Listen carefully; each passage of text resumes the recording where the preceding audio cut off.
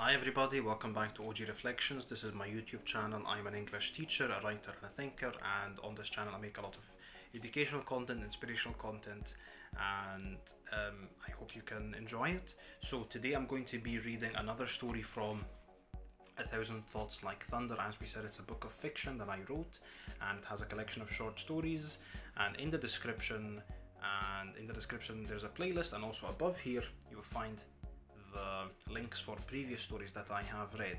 Okay, I believe we've read 4 different stories before, and as we said, you don't have to read them in chronological order because the stories are not related, they are short stories. Today I'm going to be reading a 5th story, but not the 5th story, because as we said, we don't have to read them in order. So today this story is going to be called, it's called The Knock on the Door. Okay, The Knock on the Door. Okay, very good. So let us go to page 43 and then we can read together. Okay, The Knock on the Door. Basically, from this title, what do you think it means?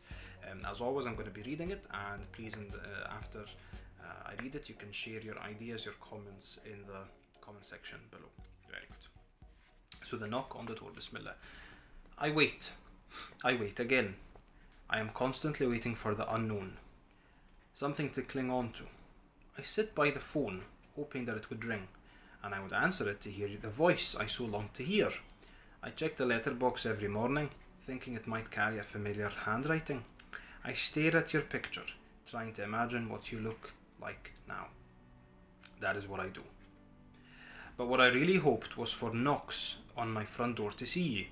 Yes, knocks gave me hope. Yes, knocks let me down. I live alone, with nothing but my thoughts to keep me company, for better and for worse. No restful sleep has been experienced in a long time.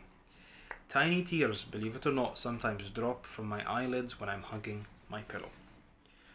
I am old now, approaching my own departure from this world. As slow as a turtle, I now walk, with the help of my walking stick. I have almost lost the ability to speak, using my inhaler every 5 minutes. And so I only think about the past. How it all went by so fast. I look back at my long life and wish I had done something to change how things escalated so incredibly fast. One problem became 2, and 2 became 20. Nothing would ever ease the pain nor alleviate the deadlock of a situation. I guess I was angry, and you were irrational. Neither listened to the other. It reached the point where the situation was irreversible. No solution could ever help. I shouted, you shouted back. I cursed, you cursed back. Finally, you left and never came again. I recall everything as if it were a matter of seconds, it seemed. Now, when I think of how pointless the whole matter was, I realize that there were many chances of reconciliation if we really wanted to. But neither of us really tried, did we? We did not fight for what we had so cherished before, yet what was done was done. The cuts were too deep to heal, but still, I am filled with remorse. It always urges me on to making the first move. However, I end up putting the phone down before anyone could answer, for I am afraid that you would not accept me back, afraid I would break my own heart again, afraid it would make things far worse than they already were. But can things get worse? I always ask myself. My old senile mind plays tricks on me, for I sometimes hear the phone ringing and head quickly to answer it, only to realize that it was a figment of my imagination. So I wait once again for a miracle to happen. Trying to forget everything, I shut my eyes, fall asleep, and dream of a perfect world in which none of this existed. Maybe there and then things were put in place. To my amazement, I then hear a knock on my front door. Was it real, or was I just accessing the inner deepest desires of my own subconscious? Knock, knock, I hear it loud and clear. I wonder if this was really my own and only chance to make things right. And so I rush as fast as an old man could to answer the door. I cross the living room to near the door, but hear no more knocks. Please don't go, I repeat, and feel the tears fill my eyes. Giving it my best try, I gather my own breath. I go, I reach the door, I open it, a moment of silence passes in which I shut my eyes and hope for the best. That's when I see what I truly deserved. What I truly deserved was staring at me, and tears then fall from my face. The end. Very good. Excellent, excellent. So, what did you understand from the knock on the door? Probably you'll have to listen, repeat the video again, or listen to the story again, read the story again to understand. But I think in general you get the main idea that it's talking about a failed relationship of some sort. Okay, so question 1 is, what type of relationship is it? Okay, is it family members? Is it friends? Is it someone and his wife, for example? What did you imagine the failed relationship was?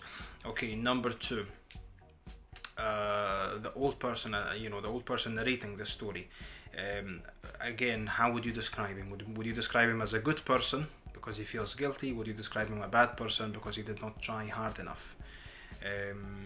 Is guilt enough? Okay, or do people actually have to do something about it? Okay, because that's the problem. A lot of people can say, I feel sorry, I feel guilty, but they don't actually do anything about it. So what do you think? What else? And then at the end, at the end, was this real or was it a dream? Okay, hearing the knocks on the door. Okay, was it really happening in the dream? Really happening in reality, or was it a dream? Because sometimes if you're thirsty and you go to bed, then you're going to drink about water. So if you're hungry and you go to bed, you're going to dream about food. So was this real or was it a dream? Okay, and finally, at the end, does he actually see the person he's looking for? Looking forward to seeing, or what happens exactly when he opens the door? Because it's quite a vague ending and open-ended, because it's left for your imagination. Okay, whether you see it in a positive way, whether you see it in a negative way. It says what tears fall from his face, but these could be tears of happiness, right? Could be tears of sadness, if this really happened. So because he said what I truly deserved was was staring at me. So what did he deserve? Did he deserve a second chance, or he didn't deserve it because in other words, he deserved nothing. So that's why nothing was staring at him. What do you see? Okay, what did you understand? How do you see it? I hope you liked this story, and I hope you can share your comments, your thoughts, your ideas in the comment section below. So that's it. Please, if you like this story and you like this video, please give us a like, a share, and subscribe to my YouTube channel.